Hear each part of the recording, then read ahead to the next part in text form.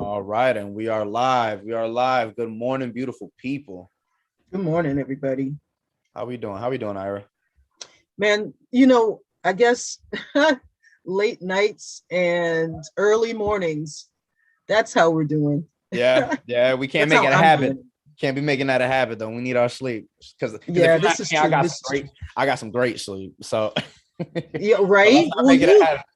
You go to bed early, like you I told me, do. man. I do. I've I been do. working on that. You know what it is? It's when we get our work done, like Yeah. we have our type of presets, right? Whether and I shifted. I used to be that night owl. Now I like being an early bird now. Like you shift. Like, Yeah. I don't know, but what do we got going on today? We don't have a guest today. Today We don't we have a wanted to guest take the today. Yeah. time. We wanted to take the time to really, kind of do a little bit of reset and really sharing a bunch of exciting things that are going on in the crypto world, in the DeFi world, in That's the right. NFT space. There's a lot of stuff going on. It's sometimes even hard to keep up with, but it's because there's so much going on. Even though it's rapidly picking up, there's so much going on, and a lot of people are active in it. So what do we got? Let's talk about some stuff. So first, before we get to stupid talking, because Lord knows there's so much we're going to have to say, we want to welcome everybody to season 2, episode 5 of Black Tech Futures Media. I'm Ira, that's Jamil, and here we go, man. So one of the things I want to mention, we have a first segment. We're going to talk about ones to watch out for. Gary V, man, he is doing some interesting things. As you know, he created the VeeFriends NFTs, right? And so what he's doing now is he's launching a conference. And I think the conference is going to be next year. And only NFT holders, so only VeeFriends are able to actually attend. Obviously creating that exclusivity and rarity type of vibe. So definitely now I'm like, okay, dang it. There was a conference that he was scheduled to be at in Syracuse in 2020. And I was so excited about it. After I found out about it, I found out that a friend of mine was going to attend. And then, of course, 2021 happened. And I'm sure that was, and not even I'm sure, but I know that was the end of that. Right. So Gary V Plot's conference, this is from Decrypt. Gary V Plot's conference for VeeFriends NFT holders. And it's going to be a Christie's auction. Christie's is really staying busy, huh? I was super impressed. I mean, I'm not into the game. Yeah, I'm not super impressed that Gary V got into Christie's, because obviously when you when you look at his collection, for the viewers out there, when if you know Gary V, he's a serial entrepreneur. He's not an artist, and I don't think he in an artistic way collaborated with anyone. He actually drew these themselves, and he's not no artist. But that's not the point he's trying to make. What he's trying to say is it's the value of these things that are being held, and there's different levels, and hence why there's different types of pictures that he has with them. But nonetheless, it's not the art itself, it's the experience that he's creating to get with this. Hence the conferences. He has all these other levels too. The conferences is the big one for everybody, for the majority of the holders, because he does have 10,000 of them. But he has all these tiers, from dinners with him to one-on-ones and Zoom calls, consultations, so many different things. It's his time that he's giving people, because he knows that he's the commodity, right? So he's really taking a different direction with this, and it's super cool. And I'm pleasantly surprised that he linked up with Christie's, because obviously Christie's isn't it's doodles, but it's like they understand the power of his brand and what it's going to do for exposure. Yep. And I don't know. I mean, months ago, I think it was a couple months ago, I was telling you that I was in a clubhouse room, and the conversation was about NFTs and ticketing, and how important it was for somebody to create a platform that would allow it. And I think my assumption was that Gary V was going to create something that was really unique and would sort of paint a wide, paint a wide stroke on the ticketing experience. But he's, of course, marketing his brand in a way, and his community, because he does have a huge following. Oh, yeah.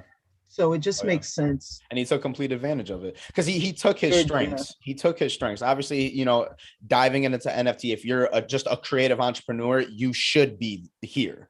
Like this is where you want to be in this blockchain world. NFTs, it's the cross section between art and technology, and this is where we're at. And if you're interested in those things, like you got to be on it. And Gary Vee is one of them. Yep.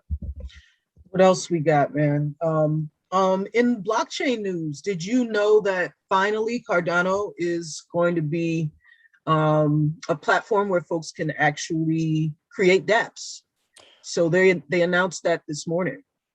Oh, that's dope. That's dope. I did not know like that. Solana, just like Ethereum. Yeah. Right. Cardano, I've invested into Cardano. It's funny because with some of these cryptos, I would invest into them first before fully understanding what they are. And that's just a lot of like what newcomers are coming into. And, and old and, investors, they'll tell you like, what is wrong with you? You always got to do your research. And of course you should be doing your research. Don't just throw your money into anything. Absolutely. But I've noticed all the buzz going around, obviously with Bitcoin and Ethereum, they're like the top twos, but then you have all these other coins, Cardano, Solana, Uniswap, all Sushi Swap, all these things that are really, really important to the crypto community are coming up, being talked about, being published. And it's like, all right, let me just put my money into it. And now, because to tell you the truth, again, I've invested into Cardano. Don't really never really use, don't know what it is. I'm just on Ethereum for the most part, and I've dabbled into other things, exchanges and whatnot. But yeah, don't know. But it's cool that it seems like they're building that layer of building on top of this, like this rail system of like, moving currency. Obviously, I know that that's what it is generally, but to be able to deploy dApps just like how Ethereum does. That's a big game changer. And speaking of that, Solana, we do know that Solana is like the the younger, faster brother of Ethereum. Being able to take on a lot more transactions per second, and also allowing it to be less gas fees and obviously less energy draining because of the proof of stake system that they're on. They ran into some trouble yesterday, I guess. And I remember you sent me the article, and I'm on Discord looking because I'm following some NFT projects that are launching on Solana. And as I'm seeing it in real time, because I must have seen your text maybe like a half hour later, I'm like, holy crap. They're down. And from what I've understood, it's due to I'm paraphrasing, resource exhaustion. So they were taking in way too many transactions per second. So I guess there was a new offering that was launching, an IDO is what they call it, an initial decentralized exchange offering.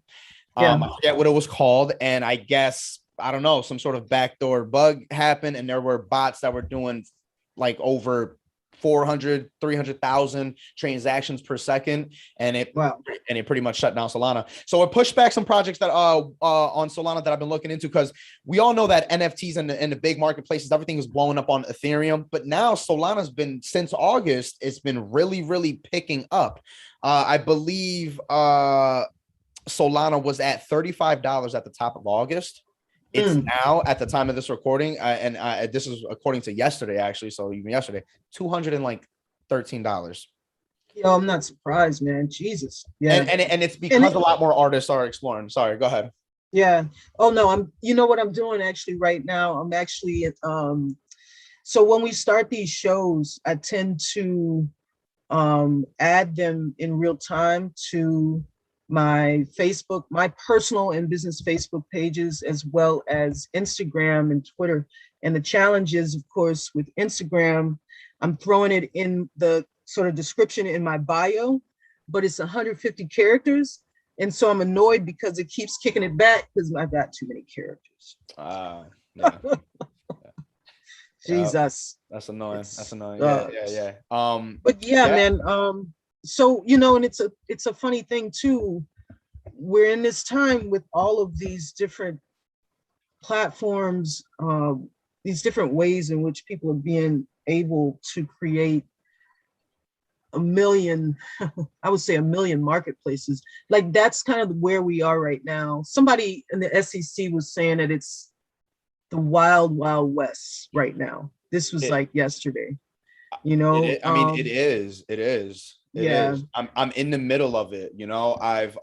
I've purchased a few NFTs from projects, and it is just it's chaotic because you have the security of the technology, but then you still have human beings that are running it at the end of the day, yes, or not yep, running it, but operating on it.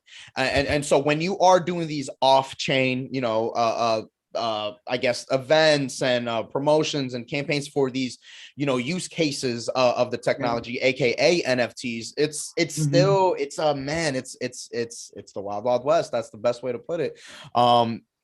Yeah, I purchased invested into a NFT project called Lucky Buddha's Lucky Club, and it was just Yes, a wild ride, right? yeah, Because you're pretty much investing the way I've been my experiences with NFTs is you are investing into like a startup like it's a hyper scaled version of yeah, investing into an IPO, into yep, buying shares, right? You're minting, even though you're buying a stock, right? yep, And that stock, aka this NFT, can rise in value. Of course, the only thing is it's non-fungible because that's what yeah, an NFT is. So it's not liquid enough for me to just trade it for the exact value. No, I'm pretty much just holding on, to it and seeing if it appreciates, right? Just like a collectible, right, just like any art. But in this case, you have so many people involved in it that they actually can determine the success of it by yeah, pouring more money into it, by bringing up the value, by getting influencers, by really promoting it and campaigning and mm-hmm. championing it. And I've been noticing that. So Lucky Buddhas, it's a super cool, like the artwork was that's just what got me. It was just the artwork in Yeah, general. I got my I purchased 3 of them. I like, and the thing is, what going back, and not to get sidetracked about the Wild Wild West thing, is sure, yeah, no, things aren't still perfect, right? yeah, There's a lot of things, little bits of issues that were going on, especially down to the artwork and how these generative projects work, where yeah, some items really don't mix well, because at the end of the day, it's not like the artist is drawing out 10,000 pieces. They're right. drawing the It's an attributes algorithm. Yeah, on a template and then kicking it through an algorithm that yeah, makes it all together when you execute the smart contract, right? So exactly. that's what's super cool about this type of intersection between art and technology. And now When you obviously, told me about it, I was going to say, when you told me about it on Saturday, what was it? I had to get some Ethereum, which I did. And then I think we ended our co-working session. And then I had to, well, I left and I came back. When I came back, Ethereum, in order for me to actually make the purchase, the gas fees, that's what it was. oh yeah, Whatever I put in my wallet, it was just not enough for the gas fees, man. The gas fees ended up being over $100. right, I'm not right. sure what And it, yeah, I I'm not sure spent what it was when you bought it, but this is getting I was just gonna say, insane. I spent $75, $100 Yep, bucks, and then like I think $50 for the 3 mints there you go. that I did, because yeah, and this is the perfect segue into like why Solana, like even though it's had its issues, why it's becoming increasingly popular, because it's cheaper to mint. I mean, for these gas, yeah, it's cheaper to mint. These gas Yeah, fees are a lot cheaper. It is yep. faster and Because quicker. it's proof of stake. And proof of stake. So Yeah. a lot of people are launching their projects there, and it's picking. I think I forget what the project is called, but Solana Art just reached its first $1 million sale with an NFT project. Tory Lanez. Now how much I first of all, he's a great artist. I love his music. I listen to his music, but how he is, I'm more so respecting him because of his the transition that he's trying to do with his business acumen in terms of using this technology to really leverage his brand and his art. So he obviously did it with the music. He sold out 1 million copies, even though they were $1, but under a minute. That's still 1 million units at the end of the day, as he puts it, which obviously that's the only thing that counts. And now he's collaborating with an artist. I'm not sure who it is, but he's fully behind it.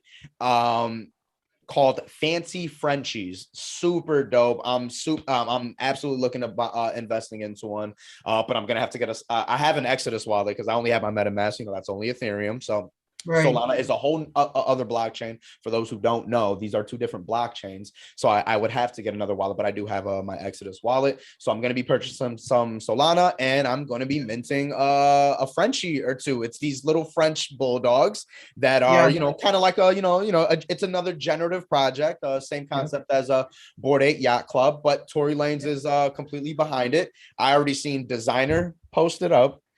I already seen Swaco. He's some big TikTok rapper. He posted up too. He has a big following, and I'm sure Tory Lanez is really going to push this heavy. He does have a great following as is, so I think it's going to be a successful project, and it's on Solana. So I'm really excited to experience a new blockchain.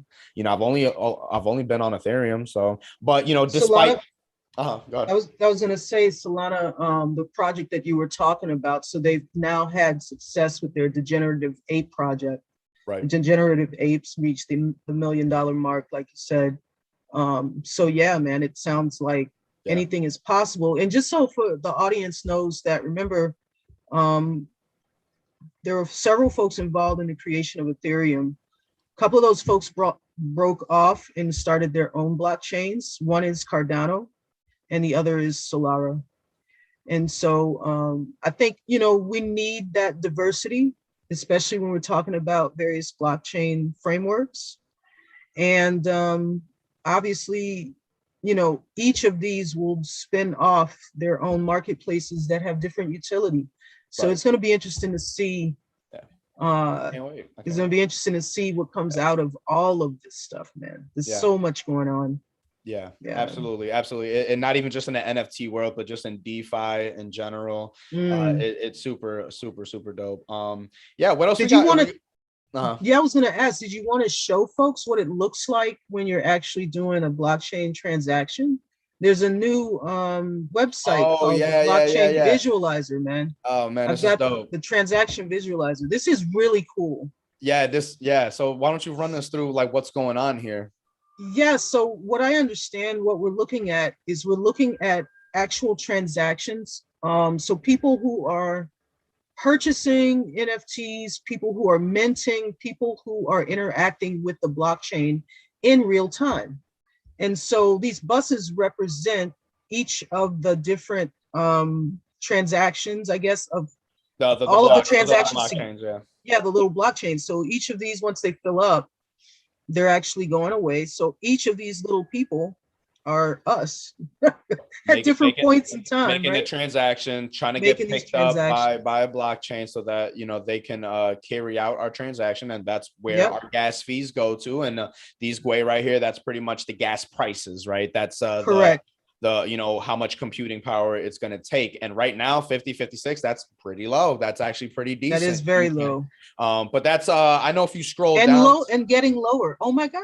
Yeah. So that's not, and this is on Ethereum, just so folks are aware. Right. See, and to give context, like that 50, that's around probably like $75, something around $50, something. It's closely related to the Gwei itself there that you see, because once you reach like 100, 150, that's like up like $150, $175. It's a lot. But so and obviously gas prices go higher when there's more transactions going on. So absolutely, it's really about a timing and getting in. It's really fascinating seeing how these campaigns for these NFT projects are launched, because they really take into consideration how transactions are going to be going. So they do pre-sale launches, they do all these things. The community, it's pretty cool. I encourage people to get on Discord and just like at least like just really interact with a couple of the chats that are going on there. Like a lot of them are cool. Like a lot of them are positive. Of course, there's some people that just come in there, you know, they'll do a little spam stuff, or there's some people in there that are negative. But honestly, like my experiences, like overall, it's like, it's been cool. It's been cool. Like, you know, yeah. So as to say, each of these little houses are the various platforms that people are minting on. Right. And so I just clicked on OpenSea. Yep. Right. So that's that guy right there. Now, why is this here? It's here because obviously this is a public ledger. And we can see all the transparency. Right. And of course, like, you know, there, what Ira was pulling up, you know, when you go on like an ether scan and you really see like the bare bones, black and white, you know, alpha numeric numbers and all that, contact addresses. Yeah, right. It looks wild. So the creators of this decided to make this visualizer to actually show that in real time, and it's super cool for like people who, you know, are new to this, or, you know, just to see something, you know, easy to digest. Like, it's just nice to look at. Like, you know, it's cool. Yeah. So yeah, what anything else going on in the NFT world with you? Because I know because of Solana's like mishap, or not mishap, you know, they're just little bugs, right? But it's happened before, you know what I'm saying? Like, you know, but obviously the creators behind it, they take full, like, you know, honor in making sure that it gets fixed and done the right way, and that, you know, things are done the right way. But it ended up pushing back a lot of NFT projects that were supposed to drop yesterday, because Fancy Frenches were supposed to drop yesterday, but now they're pushing it to today. So hopefully the development team fix it up, and we can continue rolling on, because I'm excited to really dive into that Solana world. So anything going on? What else you got going on in NFTs? I mean, there's so much going on, but like what's standing out to you? One of the I'm going to show this article. This is insanity. I mean, it's interesting, and it brought up a great point. So there's an artist by the name of Dred Scott, and this guy created a project. Let me just share my screen. The artist made a project, and this particular project was something that I really wanted to participate in. So in 2019, in the fall of 2019, Dred Scott did a performance art project in New Orleans, and it was a reenactment of the largest slavery revolt, one of the largest slave revolts in history that took place in and around New Orleans. And so he put out a call and asked people to basically show up and be a part of this particular slave revolt. And the idea, and you could see these photos after, of people dressed in what would have been period clothing, and walking down the streets of New Orleans with, you know, basically, you know, as part of this revolt. Since then, he's decided to create an NFT. And this particular NFT is called White Male for Sale. It's his first NFT, and it's a video loop of a white man in the middle of Brooklyn, standing on an auction block on the sidewalk. Here it is, right? Look at that, pop-ups. Here it is right here. Wow. Okay. Such a simple image, yet the expression behind it, the story, but like just oh man, it runs so deep. It runs so deep. So this is it runs so deep. And actually, he just made, when I read this, I was like, oh my God, he made a very interesting point. So this is what the article says. It says, the term fungible, reference to non-fungible tokens, right? NFTs. The term fungible resonated differently for me due to its use by scholars of the history of slavery.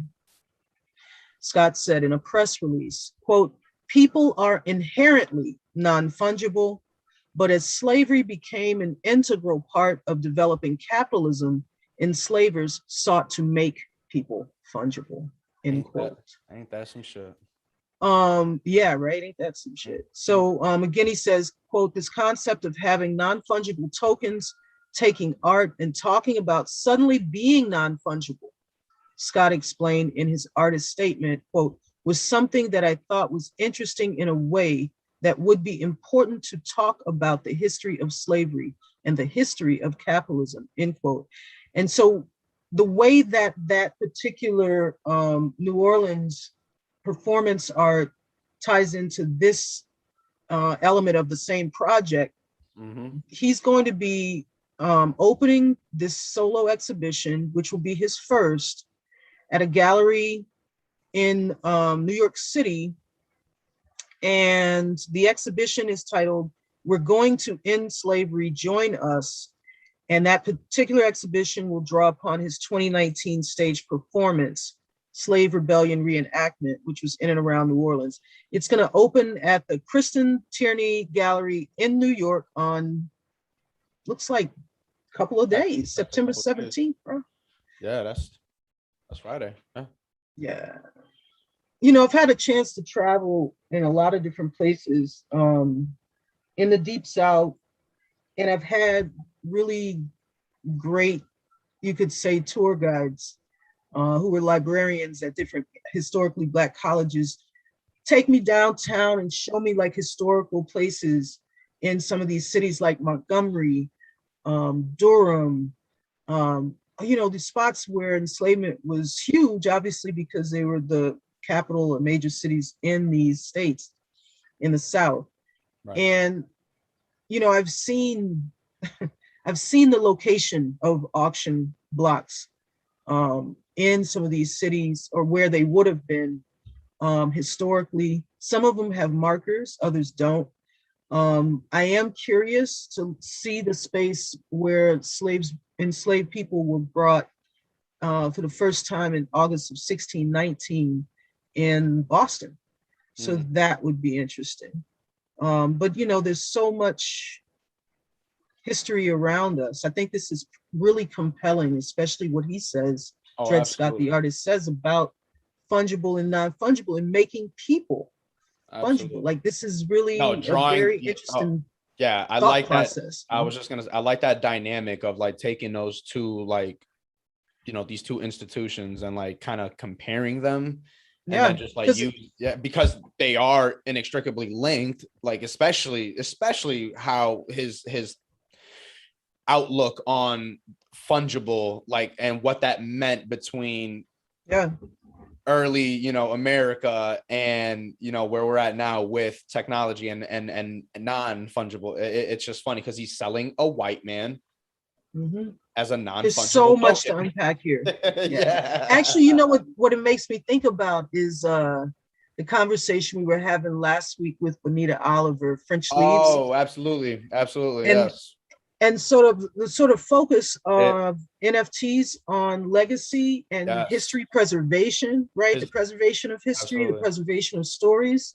This particular artwork actually reflects lots of those things, but it definitely, you know, makes a compelling statement about the role of capitalism in the creation of these, you know, the creation of atrocity, the creation of not good stuff, you know. And I think we really have to, I feel like it's important to understand how this new way of making art, this new way of transacting ownership, because remember, we're talking about, with NFTs, we're talking about ownership, right?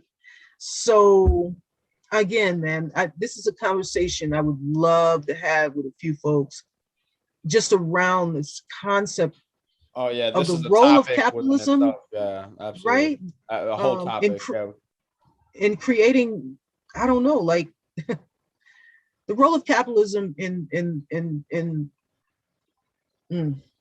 the like he says, it is important to talk about the history of slavery or the history of enslavement. I mean, if you want to try to, if you want to try to compare, if you want to try to compare it to, like, you know, this new tech lingo and all that, like, that was America's first startup, was slavery. Jesus. And their technology was human beings. That's what it was, and that's what made that's what made America start. Like, that's what got everything going, and that, you know, and it's fucked up. It's just fucked up, like, obviously. Yeah. And now we're trying to use this technology to say fuck that. The entire like playing field is leveled now. Of course, when it comes to obviously us still trying to reach opportunities, we're still going through humans, but Yeah. now we have the power with social media, with our own voices, our own platforms, to say, yo, listen to me, I got something to say, follow me, and people will follow you. And if you are good at what you do and have passion, you absolutely can become successful. And I don't want to say on your own, not like that, but like in terms of not needing handouts from banks or tying up with these private investors that just want to suck money from you and play Right. you, things of that nature. And now we're really stepping into this kind of new world, like this DeFi world, this world of DAO, right? And not just not just like the ancient stuff DAO. I forget what it means. I'm not too versed, but meaning decentralized autonomous organizations. These structured clubs. My biggest concern around all of this, man, as we talk about this sits in the back of my mind, that we don't recreate the same problems that got us here in this metaverse. And I'm sort of constantly looking at that. And I'm starting to hear, at least on Clubhouse, people discuss that a little bit.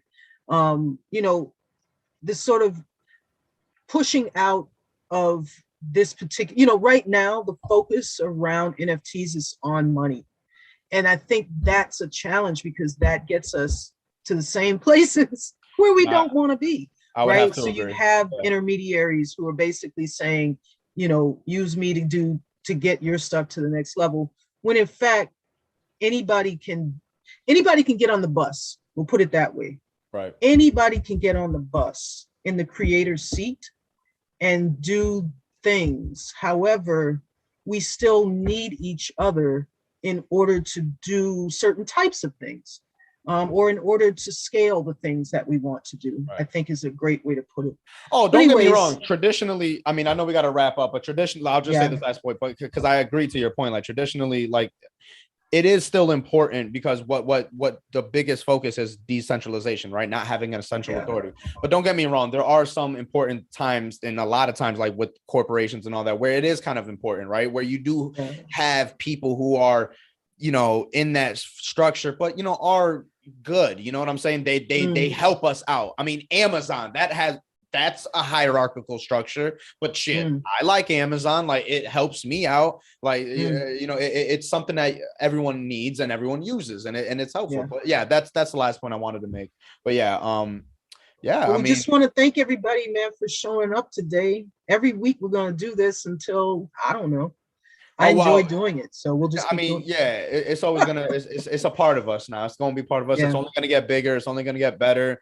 Absolutely. Please look out for WTF. It's coming very, very soon. Our first episode. We're excited to share that with you guys and really start pushing heavy with the projects that we got coming out. Make sure you check out NFTcreativetraders.com. Guys, put your emails in there. Subscribe to the email list. We are currently working on a newsletter as well, too. One that we're going to be dropping monthly, or I think we're doing monthly.